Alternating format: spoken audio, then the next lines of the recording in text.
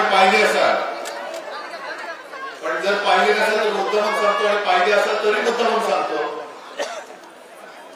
आपण 22 तारखेला काळाराम मंदिरामध्ये जी पूजा करणार आहोत त्या पूजेसाठी आणि नंतर एक तुम्ही असे होतो त्याच्यानंतर गोदावरीच्या तीरावरती जी आपण आरती करणार आहोत या दोन्ही कार्यक्रमाचं आमंत्रण मी आपल्या भारताच्या महामहिम राष्ट्रपती द्रौपदी मुर्मू यांना दिलेलं आहे. कारण आमच्या भावना आम्ही हिंदू आहोतच आणि भक्तही आहोत. आम्ही प्रभू श्रीरामाचे भक्त आहोत, भवानी मातेचे भक्त आहोत, शिवाजी महाराजांचे भक्त आहोत आणि आम्ही देशभक्त आहोत. आम्ही कोणाचे अंधभक्त नाही. राम मंदिराचं जे लोकार्पण होत आहे त्याच्यामध्ये ती जी काही प्राण प्रतिष्ठापना होणार आहे ती केवळ प्रभू रामचंद्राची सीतामाईची नाही आहे, तर ती आम्ही असं मानतो की त्या निमित्ताने आपल्या देशाच्या अस्मितेची ती प्राण प्रतिष्ठा होणार आहे. एक लढा जो काही शतक चालला होता, 70 शतक चालला होता, पण कोणाची हिंमत नव्हती.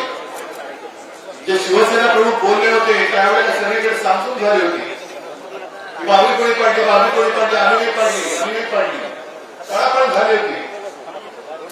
आणि याच भारतीय जनता पक्षाचे श्री सुंदरसिंग भंडारी बरोबर ना सगळी याला विचारलं होतं तर त्याला घाम फुटला होता. त्याने जर हे आमचं काम नाही केलं असतं तर शिवसैनिकांनी केलं. अगदी अटलजींचं त्यावेळेस जे एका वाक्य आहे त्याचा व्हिडिओ उपलब्ध आहे, अडवाणीजींचा आहे. मी त्या सगळ्या इतिहासामध्ये जाऊ इच्छित नाही, पण त्या लढ्याचं जी एक यशोगाथा आहे त्या अस्मितेचं एक ते प्रतीक आहे. आणि राष्ट्रपतींना मी जे काही आमंत्रण दिले ते राजकारण म्हणून नाही, कुरघोडी करण्यासाठी नाही, तर ज्याप्रमाणे अयोध्येमध्ये राम मंदिर बांधलं गेलं कोर्टाच्या आदेशानुसार कोणत्याही व्यक्तीने किंवा कोणत्याही सरकारने धाडस केलेलं नाही. अगदी आपण त्या सरकारमध्ये सामील होतो, वाजपेयींच्या सरकारमध्ये होतो, मोदीजींच्या पण होतो, पण कोणाची हिंमत झाली नाही राम मंदिर करण्याचा आदेश काढायची ती सर्वोच्च न्यायालयाने दिला आदेश. आणि ज्याप्रमाणे सोमनाथची प्रतिष्ठापना झाली ती सरदार वल्लभभाई पटेल यांनी, म्हणून त्याला लोह पुरुष म्हणतात, पोलादी पुरुष म्हणतात, नुसतं नावाचे नव्हते ते तसे होते. सोमनाथ मंदिर ज्याचा वारंवार विध्वंस केला होता मोगलांनी, त्याची पुनर्स्थापना त्यांनी केली, पुनर्निर्माण केलं.